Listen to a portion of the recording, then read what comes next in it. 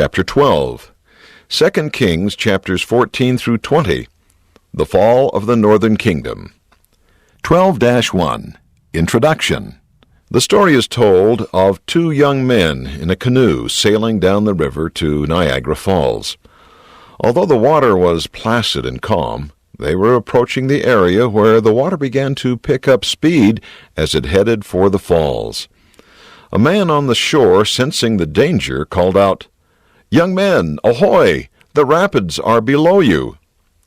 But the young men who heard the warning did not heed the call. Instead, they went on laughing and joking, paying no attention to the danger.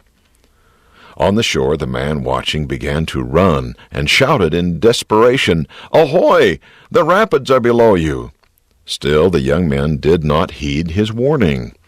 Faster and faster ran the current until the young men were entrapped in the rapids and began to fear. With all the power at their command, they tried to turn the canoe, but it was too late. Over the falls they went, all because they refused to heed the warning voice.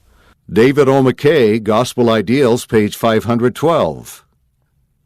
Ancient Israel could be compared to these two young men. Repeated warnings from the prophets were ignored.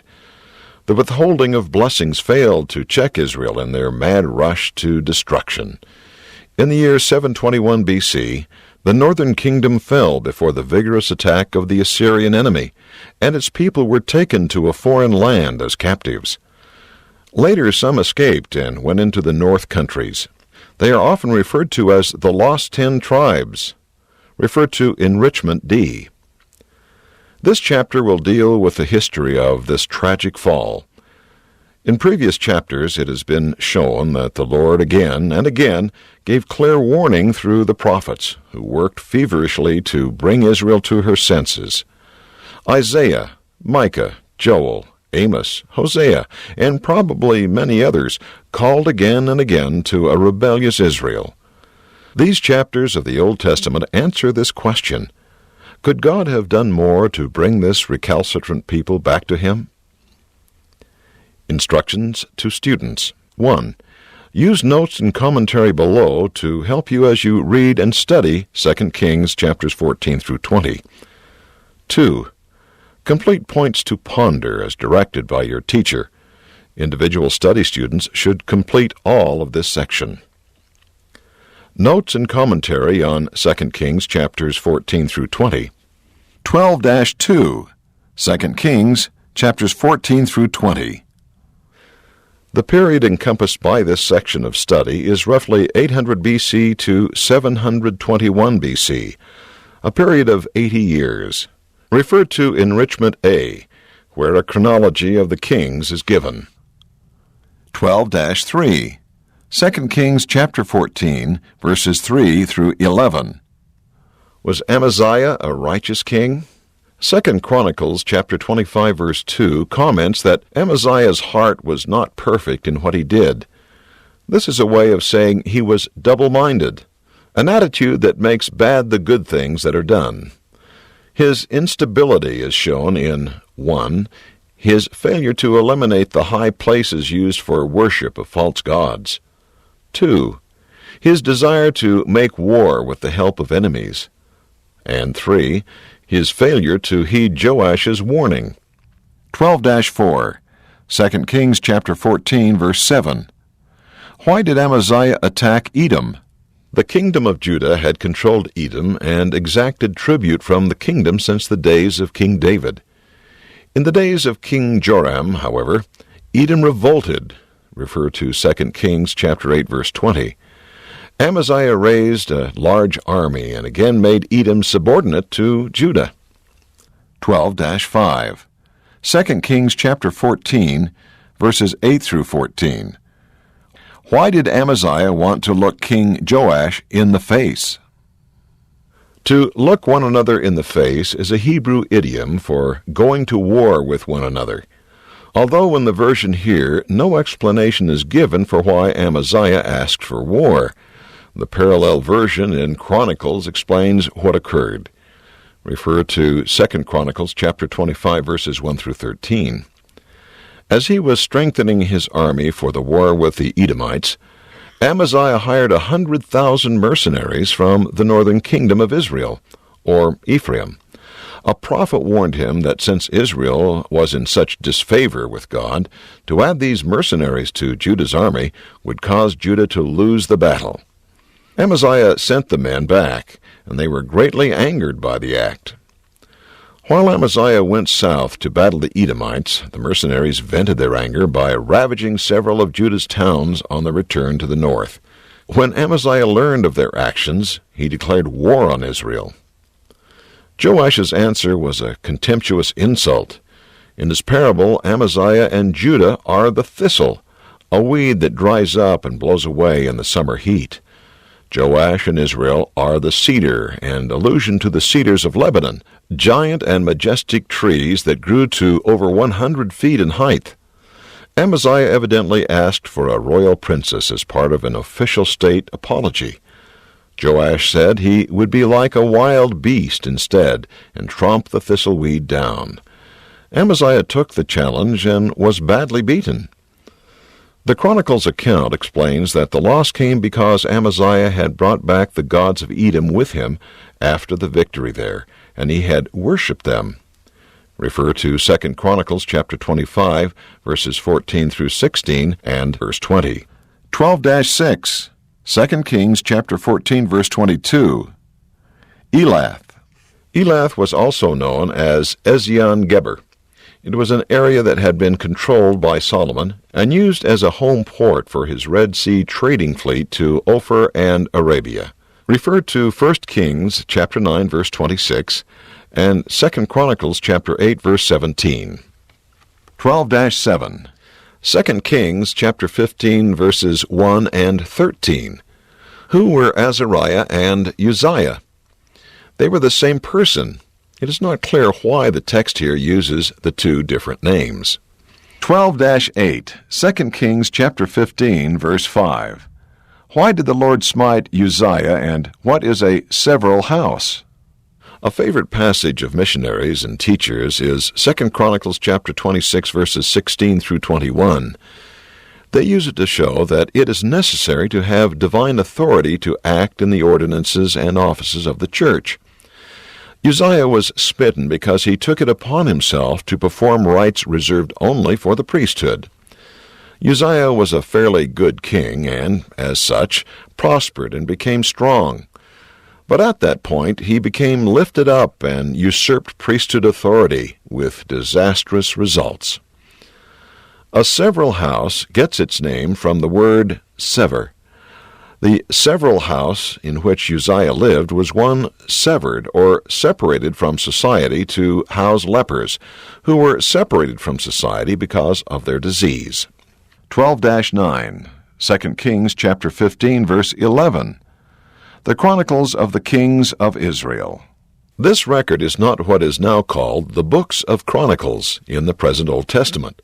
They are the Chronicles or record of the kings of Judah. The record of the kings of Israel was lost and is not available today. 12-10. 2 Kings chapter 15, verse 19. Who was Pul? Pul is the personal name of King Tiglath-Pileser III of Assyria. The kings of Israel paid tribute to him in return for protection against Egypt and other powers. He invaded Israel in 733 B.C. and captured some towns later taken over by his successor, Shalmaneser V. 12-11. 2 Kings chapter 15, verse 25. Who were the Gileadites? The Gileadites were mainly the tribes of Reuben, Gad, and Manasseh.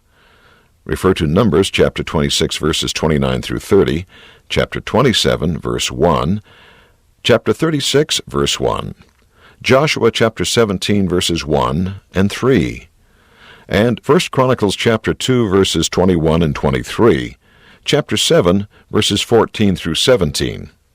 12-12. 2 Kings chapter 16, verse 3.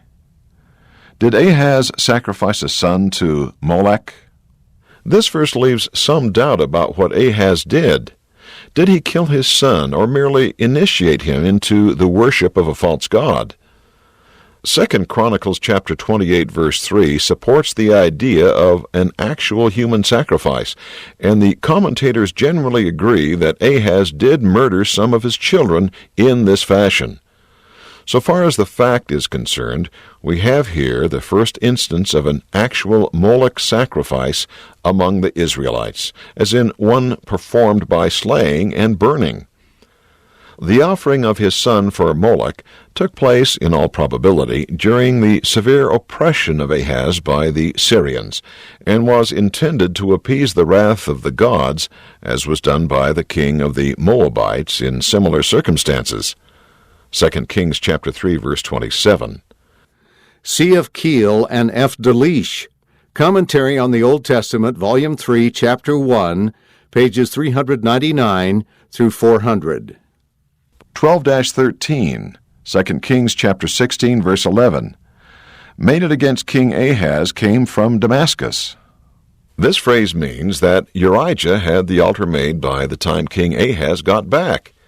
Evidently, while in Damascus, Ahaz saw an altar, probably to a false god, that caught his admiration. He had a duplicate made in Jerusalem and set aside the great altar in the temple to use the new one in its place. Compare with 2 Chronicles chapter 28, verses 23 through 25. 12-14, 2 Kings chapter 16, verse 18. What is a covert for the Sabbath? The covert for the Sabbath may have been a shelter or an awning where the royal family sat to hear the law of the Sabbath. Some suppose it was a covered passageway to the temple from the royal house. See Adam Clarke, The Holy Bible with a Commentary and Critical Notes, Volume 2, page 534. Samuel Fallows, The Popular and Critical Bible Encyclopedia and Scriptural Dictionary, Covert for the Sabbath. 12-15, 2 Kings chapter 17, verse 6. Destruction of Samaria. Samaria was destroyed in the first or second year of the reign of Sargon, who took his official name from a king of about 2,200 years before, whom he claimed as an ancestor. He finished the capture of Samaria his predecessors had started. The date is thought to be 721 B.C., but it may have been 722. The destruction of Samaria, the capital of the northern kingdom, was foretold by Hosea and Micah. Refer to Hosea chapter 13, verse 16, and Micah chapter 1, verse 6, and is treated in more detail in Enrichment D. 12-16, 2 Kings chapter 17, verse 9. What does the expression, from the tower of the watchman to the fenced city, mean? Towers were built by owners of vineyards. Refer to 2 Chronicles chapter 26, verse 10, so they could observe the countryside and protect their possessions. The expression, from the tower of the watchman to the fenced city, simply means from thinly populated areas to heavily populated areas. It is another way of saying that all Israel, the northern kingdom, had turned to the worship of idols.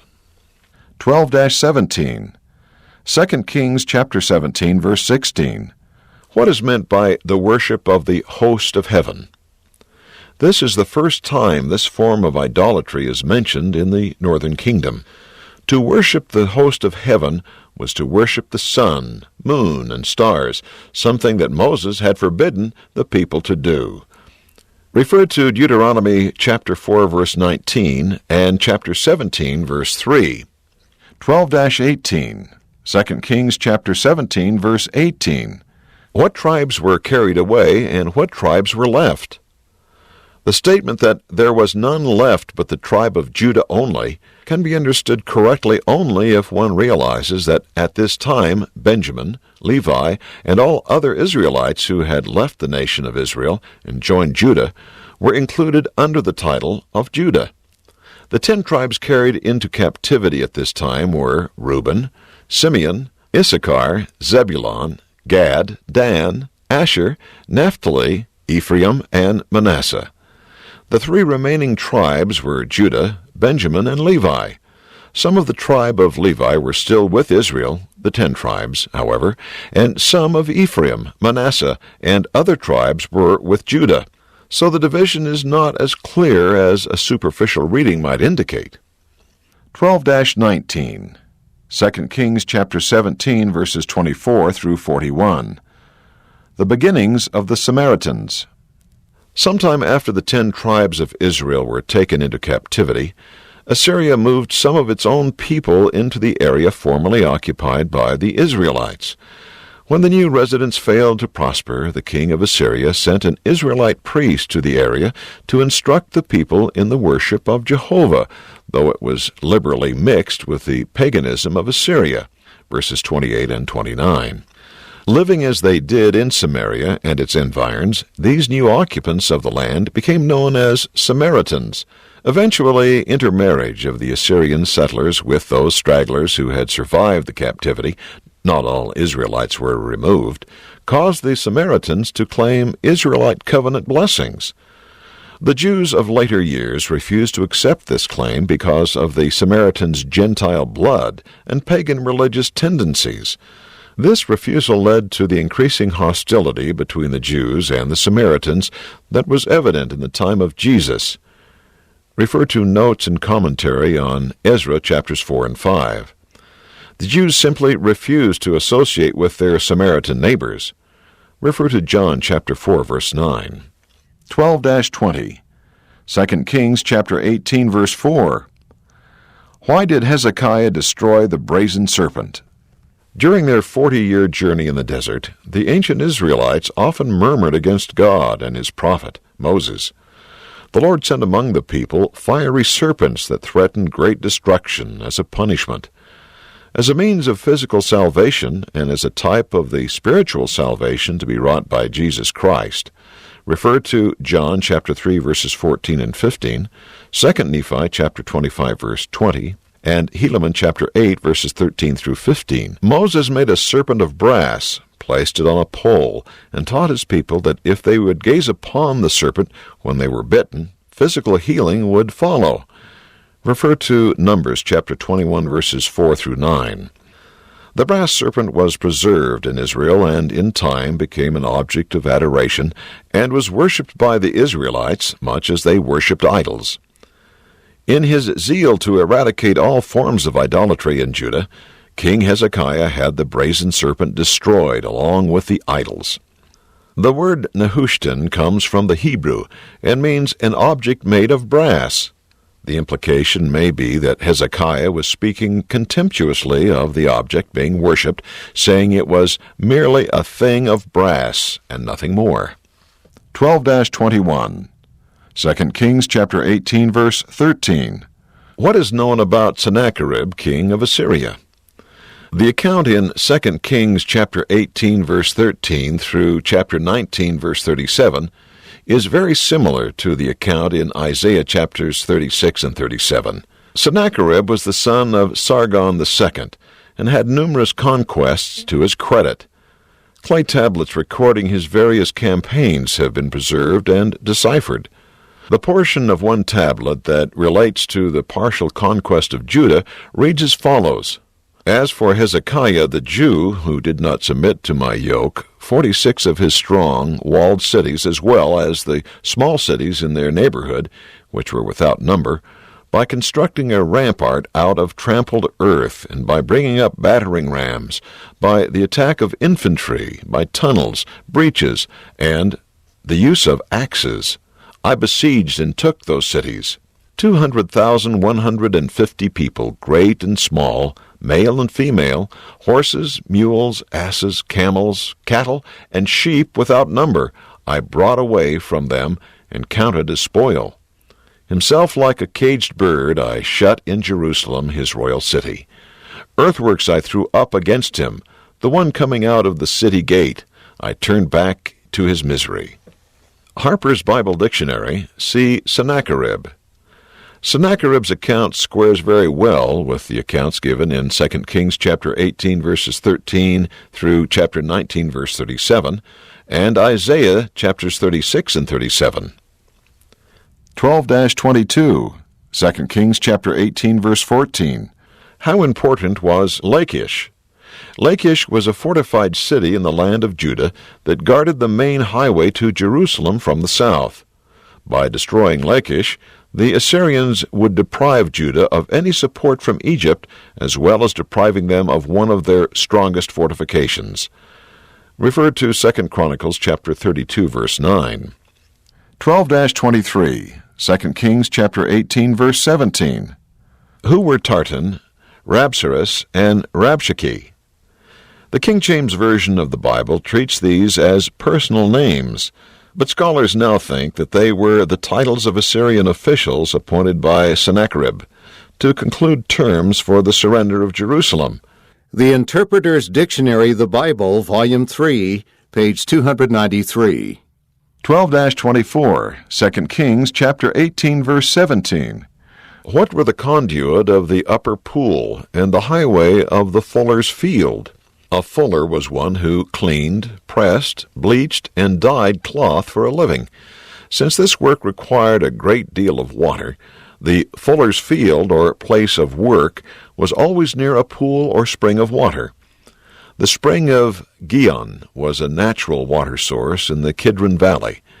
In early times, before Israelite occupation, the inhabitants of Jerusalem sent their women to the spring for water. Standing on an elevated platform, the women let their leather buckets down a 40-foot shaft or conduit that led to the spring below and hauled up their water.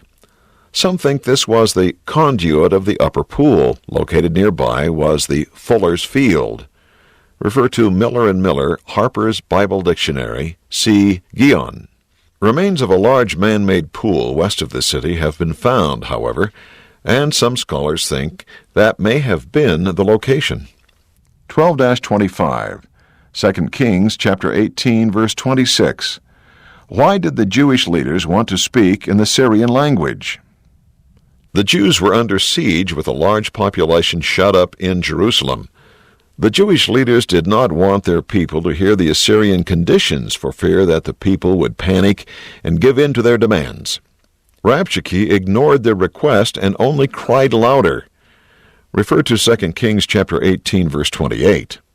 12-26, 2 Kings chapter 18, verse 34. To what do the words Hamath, Arpad, Seraphaim, Henna, and Iva refer? These are the names of various cities conquered by Sennacherib during his numerous military campaigns. Many cities in ancient times had their own idols upon whom they relied in times of stress. See Interpreter's Dictionary, the Bible, Volume 3, page 296. Rabshakeh contemptuously dismissed the main consolation of the Jews, the idea that their God, Jehovah, would save them, by noting how unsuccessful other gods had been in defending their cities. 12-27, 2 Kings chapter 19, verse 3. What does the expression, "For the children are come to the birth, and there is not strength to bring forth," mean? A figure denoting extreme danger, the most desperate circumstances. If the woman in travail has not strength to bring forth the child which has come to the mouth of the womb, both the life of the child and that of the mother are exposed to the greatest danger. And this was the condition of the people here.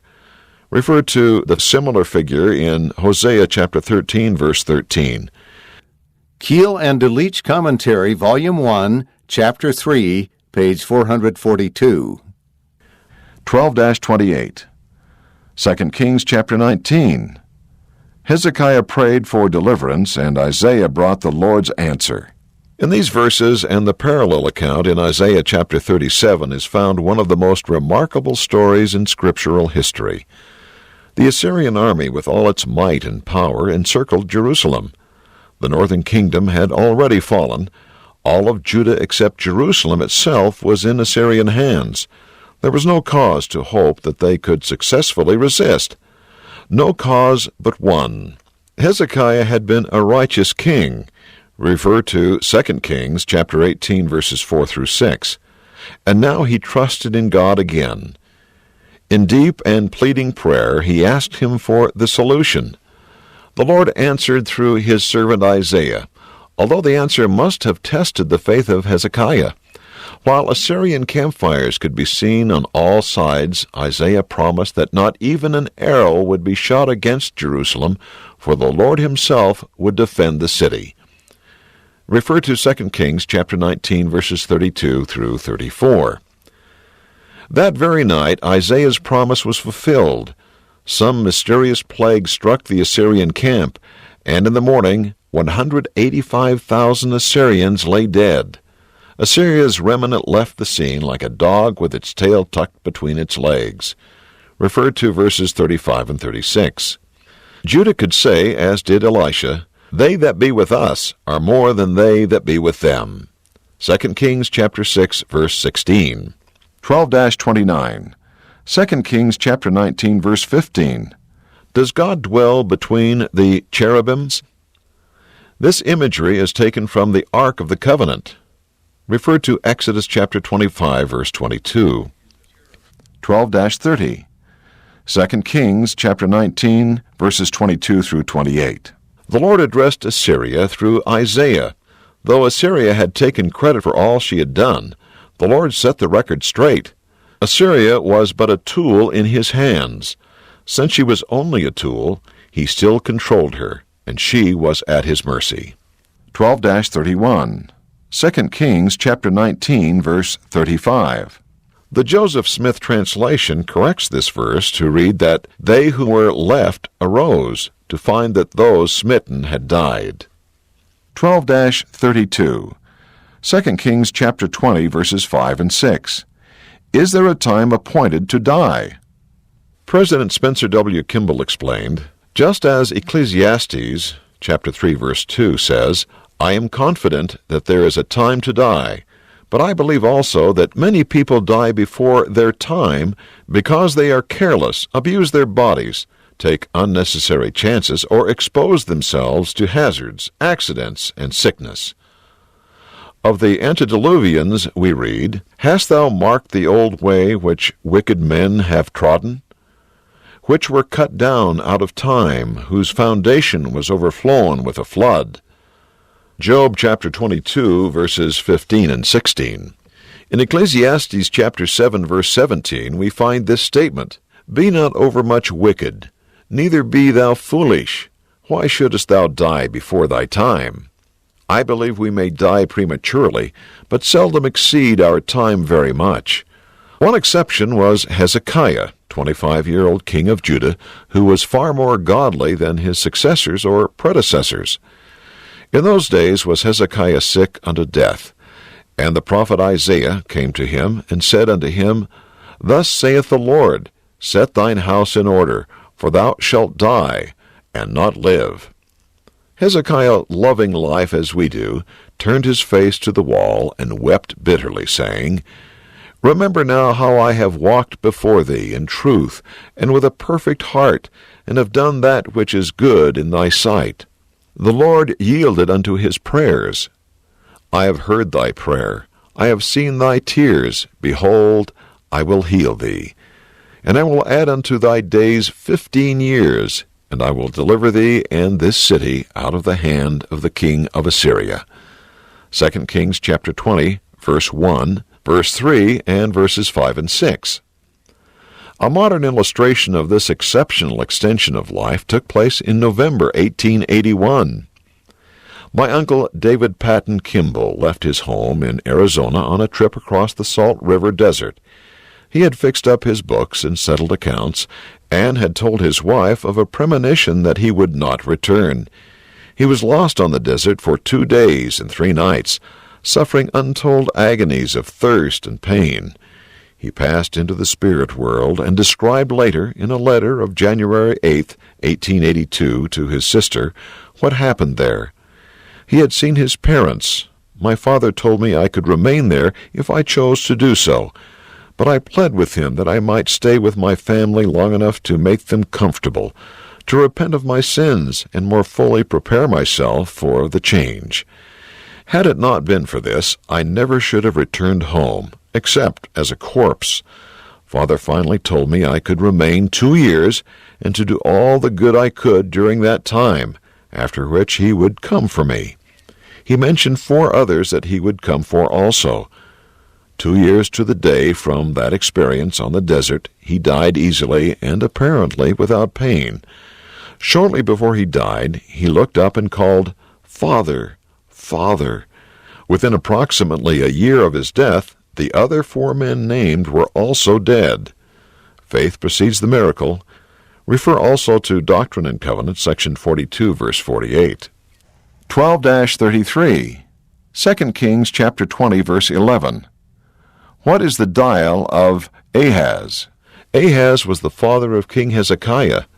In his lifetime, he invented a special mechanism for telling time. The instrument appears to have consisted of a series of graduated lines or steps over which a column towered. As the earth moved, the sun would cast a shadow at a certain angle and thus measure the passing of the hours. Refer to William Smith, A Dictionary of the Bible. See dial. Points to ponder. 12-34. A lesson from history. There are few more dramatic contrasts in the history of the world than the one you have just studied in these chapters. Within a 20-year period, the mighty Assyrian army encircled the capitals of both Israel and Judah. In the first instance, the Assyrians went home victorious, laden with the spoils of war, and herding the sorry remnants of a once proud people before them. Behind them a nation lay smoldering in ruins. In the second instance, the same Assyrian army went home stunned and decimated. They took no booty and no captives, and left behind 185,000 of their troops lying dead on the hillsides of Jerusalem. There are many profound lessons to be learned from this. Refer to the following references and answer the questions as you ponder the lessons you could learn from this contrast. 1. Refer to Leviticus chapter 26, verses 3 through 8, and Deuteronomy chapter 28, verses 7 and 10. How were these prophecies fulfilled in Judah's case? 2. Refer to Leviticus chapter 26, verses 14, 17, and 37 through 39, and Deuteronomy chapter 28, verse 20 and 25, also 33, 36, and 41. How were these prophecies fulfilled in the case of the northern kingdom of Israel? 3. As you studied these chapters, what one factor seems to you to have made the difference between Judah's and Israel's experience with Assyria? Refer to 2 Kings chapter 17, verses 6 through 18, and chapter 18, verses 1 through 7. 4. Refer to Doctrine and Covenants, section 54, verse 10, and section 88, verse 83. Also Proverbs chapter 8, verse 17. How are these scriptures related to Hezekiah's prayers for deliverance? 5. If you were asked to give a sacrament meeting talk on what Latter-day Saints can learn from this period of Israel's